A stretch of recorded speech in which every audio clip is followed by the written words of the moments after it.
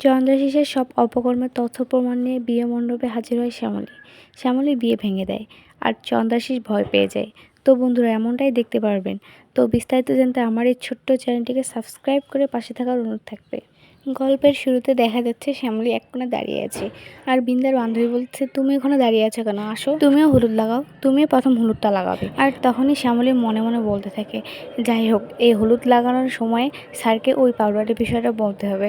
আর যখনই শ্যামলী হলুদ লাগাতে যাবে তখনই বিন্দা বলে, না তোমাকে হলুদ লাগাতে হবে না, আমি অনেক ভেবেচিন্তে দেখলাম তোমাকে হলুদ লাগাতে হবে না, সকালে যে কাণ্ডটা করলো না, এখন আর হলুদ তোমাকে লাগাতে হবে না।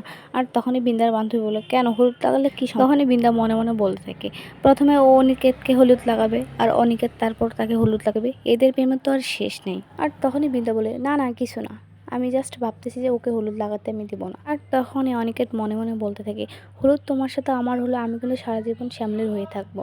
আর তখনই শ্যামলী দূরে গিয়ে দাঁড়িয়ে আছে আর ওর বান্ধবী যখন অনিকেতকে হলুদ লাগালো তখনই ওই বান্ধবীর হাত থেকে তার বাচ্চাগুলো ও হলুদ নিয়ে এসে শ্যামলীকে দিয়ে দিল। আর এটা দেখে বিন্দা চমকে উঠলো, অনিকেতও খুশি হয়ে গেল আর মনে মনে বলতে থাকলো, সত্যি শ্যামলী আপনার সাথে মহেশ্বর আছেই। আর তখনই বিন্দা মণ্ডপ থেকে উঠে যে বলতে থাকলো, এই বাচ্চাগুলোকে কেউ সামলাও, এই বাচ্চাগুলো তো একটা কাণ্ড ঘটে দিল। এসব বলে সে বাচ্চাগুলোকে বকাঝকা করতেছে। আর এই ফাঁকে শ্যামলী অনিকেতকে সব বলে দিল। শ্যামলী অনিকেতের কথা বলা শেষে শ্যামলী রুমে চলে গেল এবং চন্দ্রাশিসের রুমে গিয়ে সে দরজা লাগাই দিয়ে বলতে থাকলো, যাই হোক বাবা এই রুমটা ফাঁকা আছে, এই ফাঁকে আমাকে যত তাড়াতাড়ি হোক না কেন চন্দ্রাশিসের রায়ের প্রমাণ জোগাড় করতে হবে। তবে একটা বিষয় আমি ক্লিয়ার, চন্দ্রাশিসের সব অপকর্মের কথা ওর মামা জানে। আর তখনই শ্যামলীর মনে পড়তে থাকে যে মামা একদিন ফোনে কথা বলছিল, কাউকে বলছিল যে রামনগর ব্রিজের নিচে আমার একটা কসমেটিকের দোকান আছে।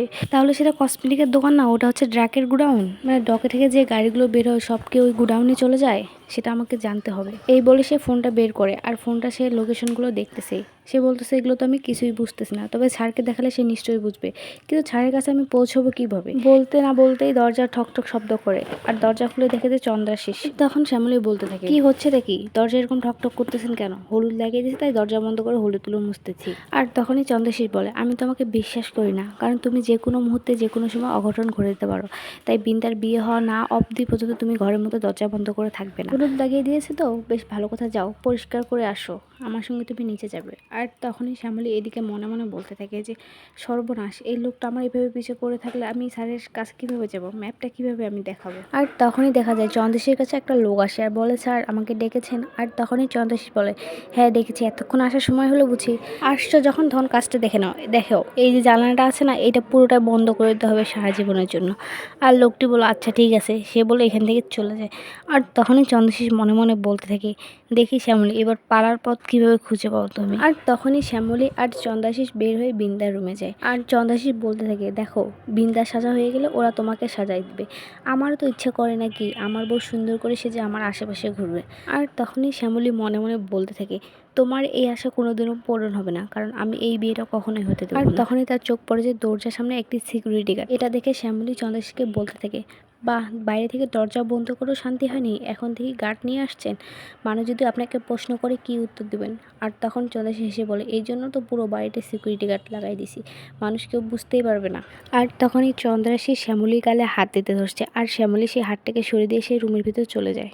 আর এটা দেখে চন্দ্রাশিস রেগে বলে, শুধু বিন্দার বিয়েটা হয়ে যাক, তারপর তোমাকে পায়ের তলায় কীভাবে রাখতে হয় সেটা দেখবা তুমি। আর এদিকে শ্যামলী রুমের ভিতর গিয়ে দেখে বাচ্চাদেরও ফ্লোরে খেলতেছে আর সে মনে মনে বলতে থাকে যে আহারে বাচ্চাদেরকে মানে বকাঝকা করে ফ্লোরে বসিয়ে রেখেছে, কিন্তু আমি স্যারের কাছে কীভাবে যাব, সামনে আবার দারোয়ান আছে। আর ঠিক তখনই বাচ্চাগুলো একটা প্লাস্টিকের সাপ শ্যামলীর মাথার মধ্যে দেয় আর শ্যামলী এটি দেখে অনেক ভয় পেয়ে যায়, চিল্লায়।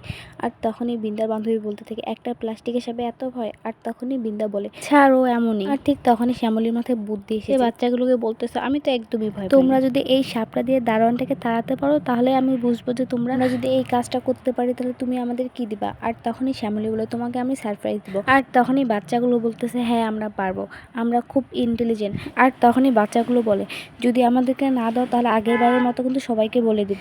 তখনই বাচ্চাগুলো দৌড়ে গিয়ে সেই লোকটাকে ভয় দেখে সেখান থেকে সরিয়ে দিল। আর এই ফাঁকে শ্যামলী অনিকেতের কাছে চলে যায় আর তখন অনিকেতকে বলে, স্যার হাতে কিন্তু খুব কম সময়, আপনি ফোনটা নিয়ে দেখেন তো সেদিন যে ডকে থেকে যে গাড়িটা বের হয়েছে সেগুলো কি রামনগর ব্রিজের নিচ থেকে বেরোছে? মানে রামনগর ব্রিজের নিচে মামার কসমেটিকের দোকান আছে, আমার মনে হচ্ছে সেখানে ড্রাগের গুডাউন। আর তখনই অনিকেত বলে, আপনি ঠিক ধরেছেন, গাড়িটা রামনগর ব্রিজের নিচের দিকে যাচ্ছে। আর তখনই শ্যামলী বলে, আমার সন্দেহ তাহলে ঠিক হচ্ছে, মামার এটা কসমেটিকের দোকান না, ওটা হচ্ছে ড্রাগসের আতর ঘর।